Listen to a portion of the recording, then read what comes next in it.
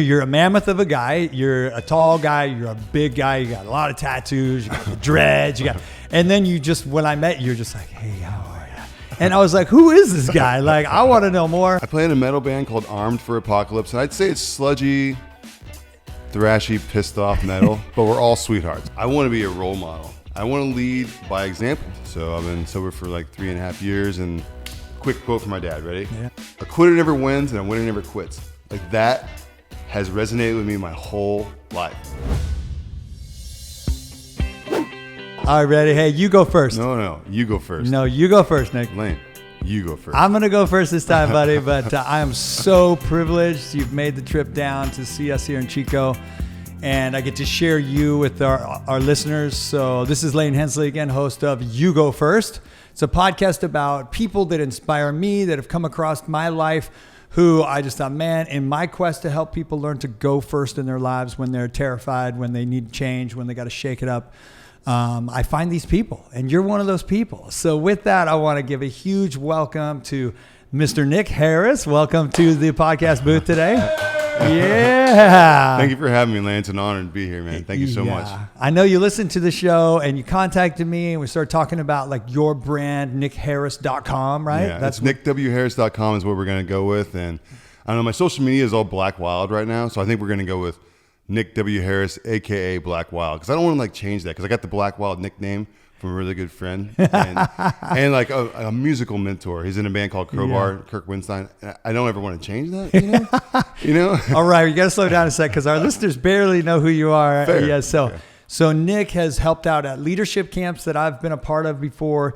He is a real live rock and roll star in, I think, a pretty heavy metal. What brand of metal are you guys playing? What do you call that? I play in a metal band called Armed for Apocalypse. And I'd say it's sludgy, thrashy, pissed off metal, but we're all sweethearts. Now, most people will not know what sludgy and pissed off, but that's okay. That's a different podcast. Okay, fair enough. But I know that it's loud, and if people find you on your Instagram, they'll see a lot of good pictures of you just going for it because you're a drummer. Yep. You also promote music, so you promote some different artists out there. Yeah, I'm a booking agent for Atomic Music Group. So in short, I book shows for other bands through Atomic Music Group, and I love that too. I love the behind the desk element of the music industry as well. Well, the minute I met you, like you said, we're all cuddly or whatever word you use there. Like you're a mammoth of a guy. You're a tall guy. You're a big guy. You got a lot of tattoos. You got the dreads. And then when I met you, you're just like, hey, how are you? And I was like, who is this guy? Like, I want to know more. And it's been years now, and I know a lot more. So let's catch our audience up to like, okay, Nick, like, where did it start? Just a quick like flash on your life in like 1 minute. Okay. Born to here, who raised you, where'd you grow up, and then how'd you get into music? And then we'll talk about the message you're trying to deliver to the world through music. And obviously, there's a lot of young men out there that would look at you and go, whoa, what's up with this guy? And when they feel who you are, they're like, I want to be like this guy. I want to bring those qualities out of myself. So I flashed ahead a bit, but let's go to like, boom, life story. Nick, go. I was born in San Francisco. I was raised in Redding, California. My mother and father were great parents. I mean, like every family had our challenges, you know. I was in Redding from 18 months to 18 years, and I went to St. Mary's College of California. I played 1 year of football there, and I played 5 years of St. Mary's rugby. And through rugby, I got some of the best friends in the world ever, like still to this day. I started playing in a band when I was 15 with some of my best friends ever, and we started off playing like Weezer covers and stuff like that, you know, like the classic hits of the time, Nirvana and stuff like that. You know, I know Weezer. Okay, yeah, you're in my great. genre. Okay. Yeah, Weezer, Nirvana, like Flaming Lips, Pixies, we played all that stuff. Yeah. And then I went to St. Mary's, and then after St. Mary's, I came to Chico, California, and I started a band called Red with Envy with some of my best friends. And then that band went for about 5 years, and then I started Armed for Apocalypse with Cale Hunter, and then we have been Armed for Apocalypse from 2007 until today. And I've lived I've been nomadic for the last like 5 years. I went from Chico to Santa Barbara to San Clemente to Palma de Mallorca, Spain, where my good friend Permanent Mark and I owned a bar and restaurant there called the California Burger Bar for 2 years. It went back and forth. Moved to Gridley, worked on a farm, moved to Chico, got really close 10 to Scott. seconds. And then I ended up meeting Scott like in a friendship capacity, and then I met you, and then now my whole life's been totally changed. So yeah, well, I'm a little piece to that puzzle, but the big story is I know that, you're in a metal band, you're in these environments, you're in bars late at night, you're traveling on the road, and yet you haven't had any alcohol, any drugs for how long? it was 3 years, February 12th. So I've been sober for like 3.5 years. And yeah, I mean, every night there's definitely booze in my life, but it's not conducive for what I want to do with my life. Yeah. And so, yeah, no booze, no smoking, no anything. It's been the best gift to myself I could ever give. Yeah. Sure. Now that's part of the story of music and how you have influence through who you are just as a flat out person. And when you say that, people watching, of course, when people lack information, they make stuff up. They're like a metal band, blah, blah, blah. They start saying, oh, he must party, he must do this. And I know that you did party in college, and part of your learning how to be Nick Harris was through the failures, the trials and tribulations. So what would you say is like the low point in your life, and what did you learn from that low point? Well, it's interesting because I was in Spain when I made this switch to sobriety. And what it was I realized that I was always 1 foot in, 1 foot out. I never put music first, but my whole persona was that I was this like rocker guy or whatever. Like, I did just enough to get by, and I did just enough to be good enough for our band to tour and stuff like that. But I was never pushing myself fully, And then when I realized, I was like, wait, I was sober for about maybe 6 weeks, and I realized, like, wait, I'm not even in it. I'm barely in it. I'm barely even chasing my dreams anymore. I'm partying. I have nothing really to show for it. And that's when I started like reevaluating what was happening. Like, I'm not putting music first. I've never put music first, but yet I claim musician as on my taxes, and like I'm kind of a fake. Like I felt like I don't know. I felt really emptiness in my body, and that's when I decided to leave Spain. And I came back and I told the guys, I said, I'm coming back on one condition, that we like go for it. Like we're gonna go for it. If you guys are not down for it, that's okay. But they were like, yeah, let's do it. So we came back and we've been touring. Like, we played 117 shows in 2017, 88, and recorded in 2018. Last year we did 123 shows in 9 countries. And that's just, and we're like, DIY right now, doing it ourselves literally, but at least now for sure, we're like both feet in, diving head first. Music's going to be what we do, Wow. Yeah. Well, of course, we're keeping a little bit far away because we're at the hopefully tail end of this whole COVID thing. I know you just had a test the other day, but it's weird not to just get closer to you, man. Your energy is infectious.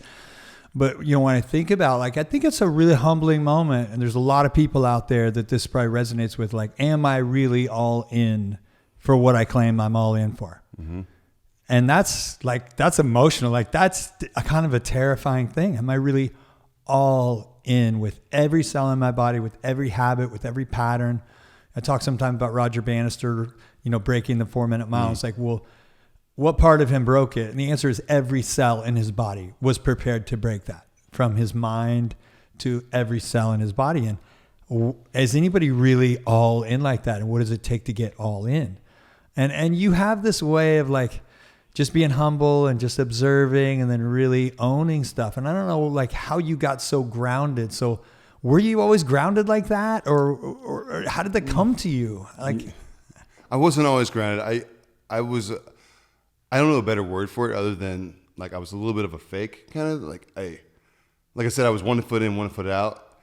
And I think what it was that when I actually realized that I wasn't doing what I said I was there to do, I was like, wait. Mm-hmm.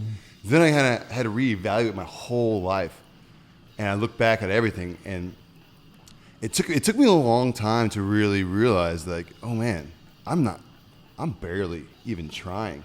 And then when I started trying, and like my band's had success, we've done great things, and we're extremely grateful. But when we had to basically start all over again, playing to 2 people in Idaho, someplace in Idaho, because we had to re-earn it, and we had to reprove ourselves again. Just go out there and basically play for no money and just dirt. But it's like, but we're doing it because we want to and because we love it, and we're not doing it for any other reason other than like, you know what? Let's do this. Whatever it takes. It doesn't matter what it takes. We can do this. We're born to rock. Do you believe it? You believe it? I believe it. Let's go for it. But let's go 100%. You can't go halfway. Like, I mean, like the why you do something, you know, and in the spirit of you go first, like you went first in your band to go, look, we're going next level. Like, and maybe we're doing all the same things, but we're doing it with every cell in our body. And then discovering that, like, I know you have a tattoo that's like 1 or 1,000. 1,000. Yeah. 1 or 1,000. You explained this to me before. Explain it to our listeners, like, because I think about it all the time as a speaker. We're doing this podcast like right now. If one person listens, should we bring any less of ourselves? That's basic. Absolutely not. That's it. That's it. No matter who, if you're playing in front of one person or 1,000 people or however many people, you gotta play your best show. Like your last show you're ever gonna play. Like you're never gonna get to touch your instrument again. And if you don't do that, you're cheating not only yourself, your bandmates, but the one person that deserves to see you give it all you got. You know, it's like 1 in 1,000. This came from playing slow shows, straight up. You know, it's like we'd say it like 1 in 1,000. We'd do this, and we'd all do our little cheers, and we'd just mash as hard as we could. Yeah, that's just a powerful concept. Like, you know, and I know we were hurrying to get here and we got all set up. I just want you to take a deep breath and just settle in right now. Because like, if people really let that land, like, I want to be my best for one person or 1,000, or you're going to add a few zeros to that, you know, because, you know, when people experience you and your music and your message, they get that you're there for them, that one person. And I think it takes a lot of ego to be set aside to go, I'm bringing all of me for one person. Because sometimes we think for all of me, it's going to take at least 725. Now I'm bringing all of me. And when ultimately you're kind of that one in the one, you know, you're bringing it for yourself. Like, that, man, you sleep good when you're living life like that. Yeah. And literally the feeling it feels to like go for it, even if it's one person and you can like connect with that one person. Even if it's the bartender, which has been just the bartender and the sound guy before, but when the sound guy's like, dude, you guys just killed it. It's like, dude, it's like, thank you so much. You know what? That show was for you. You know what I mean? Like, of course I'd rather play bigger shows. Of course. You know, like we all love to play big shows, but you know, we're re-earning our stripes and we're going to get them. You know, it's just taking us a little longer than we had hoped, you know? Well, oh man, there's so many directions to go. But when you talk to me about, hey, Lain, you know, what can I do about my brand and how I want to put myself out to the world? And it's like, there's a time when people go, I'm going to create a brand. Okay, I designed these sunglasses. What should our brand be? But when you're telling your own story and you're talking about impacting people's lives, your brand started when you were born.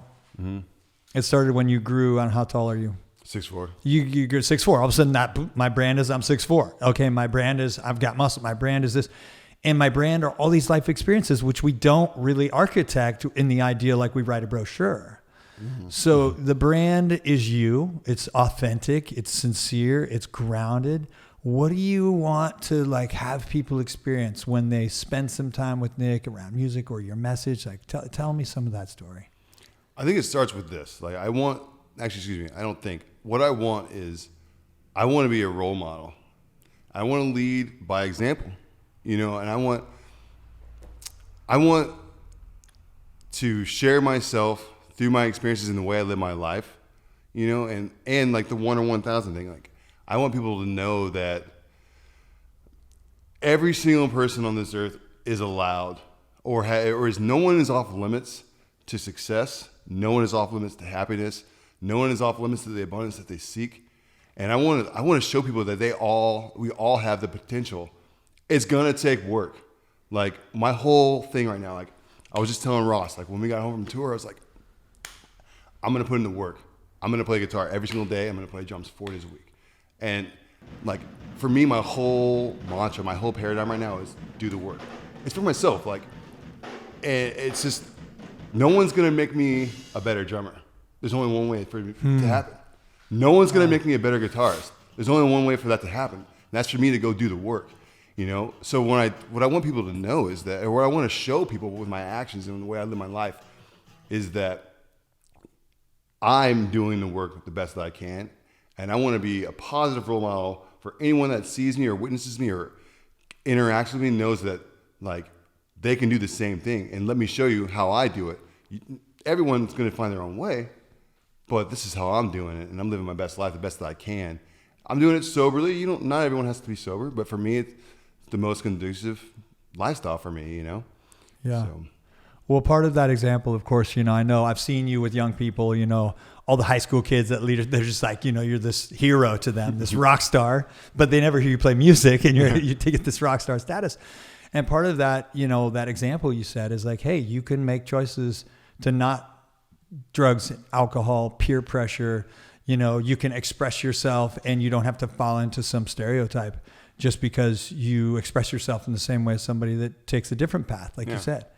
And so with that, like, what is, when I say like, hey, what's next for you? Because we're always challenging each other, like, what's next? What's next? What would you say is next? Like, what's the next move for you to start seeing that kind of impact? I'd say the next move probably is, growing my brand like we talked about, but also growing it through music. And I guess what it would be is like, what I realized is the bigger my career gets or my band gets or whatever it is, it's not even about me. Like, yes, music's my passion. I love it. Like, I need it. Like, I love it. But it's not about me. It's about the fact that I can serve more people with more access to people. So, like, my next move is to make it so I can access more people. And more people can access me. Like, if you look at my social media, like, I'm not really savvy on it. I'm not really good on it. Like, I post about band stuff or like my sister or something like that, But I want to start actually building the brand so people can come to me and be like, yo, man, like I resonate with what you're saying. Like, can you help me with that? Yes, absolutely. Where can I start? How can we help each other? Like, what can I do to facilitate you try to be the best brand of yourself, the best version of yourself, so. Well, you said it when you said nobody's going to make me a better drummer but me. Like, man, that just hits. Like having that kind of grounded awareness, like, this is up to me. Mm-hmm. And that I'm going to benefit from this, and finding, I need to find somebody to push me to be that, puts the power in somebody else's hands. Yeah. And now somehow, I mean, I'm guessing your genetics, didn't just make this happen. Like, who would you say big influences on your life? I know that your rugby family, like the guys that you're still in touch with, I hear you talk about them and you just light up when you do. I appreciate the way you see me and Scott and the Odyssey family, with Ross and everybody. But, who have been the mentors that really caught you at a moment where maybe you go left, maybe you go right? Okay, well, I'll definitely say my parents. Both my parents are like the hardest working people. My dad passed away in 2015, but I mean, what he left with me, like here and here, is like a quick quote from my dad. Ready? Yeah. A quitter never wins and a winner never quits. Like, that has resonated with me my whole life. And like my mom, she would always say stuff like this. Well, Nicholas, do you want to be ordinary or do you want to be extraordinary? And it used to drive me crazy, but now I'm looking back on it like, okay, I get what you're getting at. Do you want to be average, or do you want to do something that's like above the bar? And then both my brother and my sister are like the hardest working people ever. My brother is the craziest, hardest worker. But I think right when I had been sober for, say, 6-7 weeks or something like that, I had been listening. I found a gym because I was in Spain and I was dealing with these withdrawal hangover type symptoms, because that's when I realized I was like an alcoholic. I was like, whoa. I wake up in the morning and I was really hurting. So I found this gym about a mile away, and I'd walk to the gym, and then I would just row. It would open at 6 and I would just row. And I would just row it out. I would feel, like the hangover feeling, I replaced that feeling with the row. Like, I rowed for like 15 minutes, I get done, I was like, I just sweated. I felt so much better. But on one of those walks one day, I was listening to this song I haven't listened to for 20 years, a band called Pennywise. The song's called It's Up to Me, and the lyrics were just like, it's up to me to be all I can be. And like the day that it all really hit, it just like stopped me in my tracks, like, wait, dude, it's what it is. It's up to me. If I want to make music work, I got to just go do it. Like, no, I don't need to clock in. I don't need all this other stuff. Just go make it work. Do the work. And when it all came to me, like, that was it. That's all that was like the one that was like, turn the key. You got it. Figure it out. Go. You know what I mean? Like, that was it. Like, it's up to me to be all I can be. I put that on like so many different things. I quote it all the time. It's up to me to be all I can be. Yeah. That's it, Well, you dropped a bunch of quotes on us there. My mom and dad, and why is it these parent like nuggets, this that teacher, that coach that says one thing, they say to 100 kids, 1,000 kids, some are like, whatever, that's crazy, uncle, whatever, grandpa, whatever.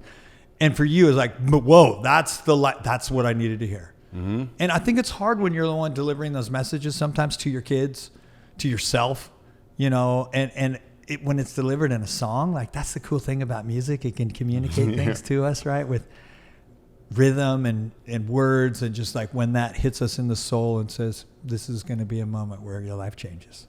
I heard this song for 20 years. I've been listening to that stuff for years and years and years. And then one day I'm walking and it's just like lyric after lyric after lyric. I was like, wait a minute, he's talking to me. This is me. This is. He's telling me I need to go do this. Yeah. So Dad said, a winner never quits. A quitter never wins, and a winner never quits. And he used to tell me that stuff all the time. Okay, quitter never wins, a winner never quits. And a winner never quits, yeah. And Mom said, if you want to be, Nicholas, do you want to be ordinary or do you want to be extraordinary? She always said, Nicholas, at the beginning. Dude, my mom actually gave me the quote that like changed my life. My friend had a dream, essentially real quick, that my best friend and my dad, they both passed away. They came to her in a dream. In short, they told her in the dream that I wasn't living my best life. Okay, that I should be playing more music and I should be doing mentor type stuff. Blew my mind, right? So I tell my mom about this dream. I fly back to Spain. I said, hey, Mom, just tell me what you think about the message, because I don't really know how to interpret it. A couple of days go by. She writes me one sentence. And it says, well, Nicholas, this message means nothing unless you do something about it. That was it. I haven't drank since. That was it. Like, that was the last straw. That was like... Wait, so your friend passes away. Yeah, we were like 19 when he passed away. But like my dad had passed away in 2015, and like a year and a half, or like a year and a half later, he came to her in a dream and was like, "Yo," like in so many words, like Kyle, my best friend, and my dad were telling her in so many words, like, "Yo, Nick's not living his best life. Nick is, and he needs to be playing more music. He'll be surprised who he writes music for, and that I should be doing something like a mentor type." So she tells me all this in a message, and I'm like goosebumping out of my life, like reading this Facebook message, like, what? And then I talk to her. She explains it all to me. We finished that tour. I go see her. We go hash it all out. She's like, well, you don't have to quit drinking. Maybe just focus more on music, blah, blah, blah. I was like, okay. Tell my mom about it. She sits on it for a few days, and that's when she told me, well, Nicholas, this message means nothing unless you do something about it. I haven't drank since. Yeah. Whoa. I got to just process. I think everybody who's trying to go first in their life and soaking up tons of knowledge, you said it right there. This message means nothing if you don't do something about it. Yeah. I mean, that's everything. Yeah. There's a million books on leadership or sobriety or how to play music or whatever, but the message means nothing if you don't do something about it. That's it. And this kind of came as a message beyond the grave. I mean, I've had people on the show that have been dead for 38 minutes and 19 minutes, heart attacks, strokes, like complicated stuff. Like, do you think there's something going on past this life, or how does that stuff happen? I don't know how to say it for sure, but I know for sure that my dad is in my life, and he comes and goes. It's usually I'm showing him something like, dude, check this out, Dad. Like, check this new stuff out, like in my dreams, But like, there's definitely like I don't know how to explain it, but the synchronicity in my life once I started focusing on meditating and stuff, and things that would start happening. Like I had a dream once about a guy I tour managed. He's not even like my homie, but I tour managed this band. I had a dream that he was playing this paddleball game, right? The next day he texts me. I'm like, wait a minute. Like, how did you just text me? Like, I literally had a dream about you last night. I just wrote a song in my sleep. Like, I swear, it's called The Last Man Standing. I like wrote this song all in my sleep. And my friend Daniel was like, dude, you're the last single one. You're the last man standing. And I woke up in the morning, like making my bed, like, I'm the last man standing. And next thing you know, I'm like, put my guitar in my hand and like write this song. Like, so I don't know how it happened. It's like these dreams are real, but they're not. I don't know how to explain it. Yeah. But they're definitely having an influence on my life. Clearly, my dad and my best friend come. deliver a message. Well, energy is a powerful thing, and I don't know how our energy starts and where it goes next, but it's here, it's there, it's somewhere. Energy can't be created or destroyed. If I understand my college science teacher, and I believe like he looked like he knew what he was talking about, and without energy putting in, entropy occurs. Like things will break down, but they still exist. Mm-hmm. And how this energy, and that's the energy I get from you. And I haven't seen you in, 6 months. And it's been a while. Our camp got canceled this year because I have COVID, and these poor kids had to graduate high school remotely. It actually wasn't that bad. My daughter's off at college now, as you know. And so here's this generation that's just been cast into a whole new environment. The depression rates are just skyrocketing, drug and alcohol abuse, physical and mental abuse in the home. Child abuse, I heard it's really bad too. It's terrible. I mean, we know young people are not that at risk for COVID, but the other day I heard in California more kids have committed suicide than died of COVID, which is, because they're really that population, but they're being impacted so much. So any word of hope to kids coming out of this fog of isolation and just like, I don't know. It's a tall order, and we're all trying to do our best to make a difference. But, what's something from Nick that you think could help people that are resonating with your message go, all right, things are going to be all right. I don't know. Well, that's tough, but at the same time, I feel like I'm going to be repeating myself, but at the same time, I think it's like me drilling in the message, And I'd say the message that I really want to drill in this kind of situation is that, well, first off, you're not alone.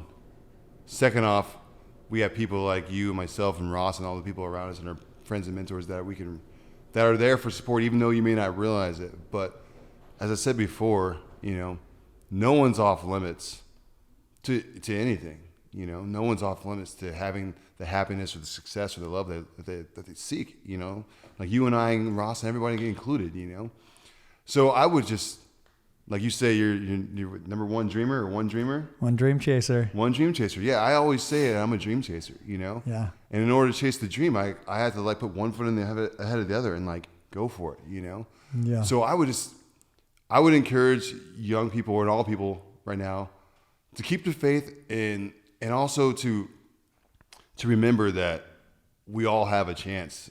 It's not going to be easy. It's most certainly not going to be easy, especially with all this COVID stuff. But if we stay positive, and if we can take a positive or take something and find the positive in it, like Ross and I were talking earlier, it's like our band, we've had to cancel 2 different recording sessions. It's the way we're going to look at it is, though, it's the gift of time. And when that gift of time, we have more time to get better at what we're doing, to get better at writing the songs that we're working on, getting tighter, maybe write a couple more songs. Next thing you know, it's like we have all this time. We've gotten better as a band. So then when we actually do get to record, we're going to have more success because we have this gift of time. So if we can flip it, if we can do what you can to flip it, turn this negative into a positive, somehow, some way, I journal. I journal all the time, and I try to find the positive. And I try to write 3 positives or 3 gratitudes at night. Yeah. Just start with 3 gratitudes and try to flip it. If there's a way, I don't know if I answered that question directly, but if there's a way to find the positive in this and grow, and then from there do the work, whatever that looks like for you. Yeah. And also, we have mentors like you and I that are here. I would love to help any way I can, Well, like you said, the message means nothing if you don't do something about it. Yeah, exactly. From journaling to these just pearls of wisdom that have been dropped on you. And like you said, you're not alone, but consciously seeking that silver lining. Mm-hmm. It is hard. And we know our mind, the physiology, the reflexive pattern, when in doubt, it says danger. When in doubt, it says, look for that which can threaten us. Mm-hmm. It doesn't say, when in doubt, look for a flower. It says, when in doubt, look for something that might kill and eat you. Mm-hmm. And we carry that physiology into every environment. And that's where we look at somebody and we throw them into a stereotype. This person's dangerous to me. Oh, look at this sweet little person. Oh, wow, look at this person who just hurt me more than I've ever been hurt. And they look like they were so... we have to somehow put ourselves into a place where we accept reality and then go toward that which we choose. Like you said, that everything is available to us. I heard somebody the other day, man, the best way to get somebody so they cannot achieve they won't achieve a goal is to convince them it's not possible. And it was a coach, just talking about like how much messaging kids are getting that it's not possible. It's not possible to have fun with your family, to love your parents all the way through high school. You have to hate them at some point. There's so many messages of that. Or, everybody gives in to peer pressure. Everybody who's in a band and is in a bar, 118 nights a year is partying and drinking. You're like, you know what? Hey, you write the script. Yeah. You choose the path and you choose the destination, regardless of, what happens around you. Man, somebody dropped something on me the other day. I want to remember it. It was basically like the difference between what if and even if. What if this happens? Oh my gosh. And even if this happens, we can do this. And it's such a simple little what if versus even if. And we get caught in the what if this happens. And man, when I see you, when I talk to you, I'm like, dude, even if Nick is crushing it out there.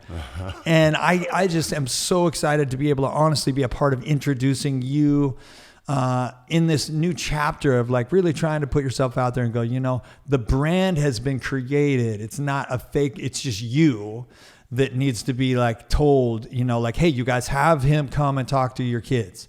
Have him come into your school, have him bring his drum set or, listen to your music, and really connect with the person that's creating it. So I know I'm so thankful to be able to have you here for just I'm so grateful to be here. It's so good. It's so fun to be here, man. I just love, I can listen to you talk. I just saw when I was coming down, I got my other journal. I just went through the Camp Royal notes.